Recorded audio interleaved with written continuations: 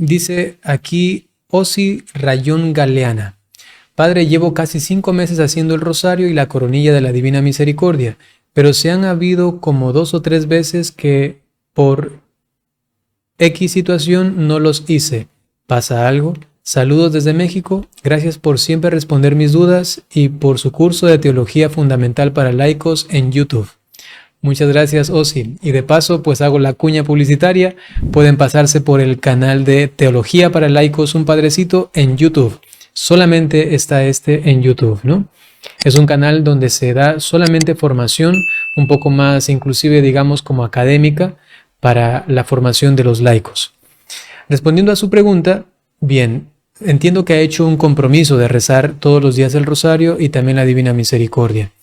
Si es que usted no puede rezarlo por alguna situación que se escapa de su deseo de rezarlo, ¿a qué me refiero? Por ejemplo, no es su culpa, quizá ordenó todo para que al final del día pueda rezarlo, pero sencillamente se le pasó por alto, quizá no fue consciente, se le olvidó, o quizá pensó que ya lo había rezado. Entonces ahí tiene usted que discernir un poco. ¿Por qué lo dejé de rezar? Si es que lo dejé de rezar porque sencillamente yo decidí no hacerlo, esto ya implica una infidelidad a la promesa hecha. Y entonces sí es bueno confesarlo, inclusive considerarlo como un pecado venial, por la promesa que uno ha hecho delante de Dios. Y según también el grado de exigencia que uno ha puesto en esa promesa. Por ejemplo, a veces uno puede prometer, Señor, te prometo rezar si es que puedo todos los días del rosario. Otros en cambio dicen, te prometo rezar todos los días, ser fiel, Señor. Entonces ya cambia la promesa. Inclusive alguien puede decir, Señor, te prometo hacer esta práctica todos los días y si no lo hago, que sea para mí un pecado, por ejemplo, ¿no? Entonces también depende de eso. Por ejemplo, Madre Teresa de Calcuta, ella llegó a determinar lo siguiente, dijo, con permiso de su confesor, si es que yo advierto que no estoy haciendo la voluntad de Dios, inclusive en una cosa pequeña, que para mí sea pecado mortal. ¿Se imaginan? Qué fuerte.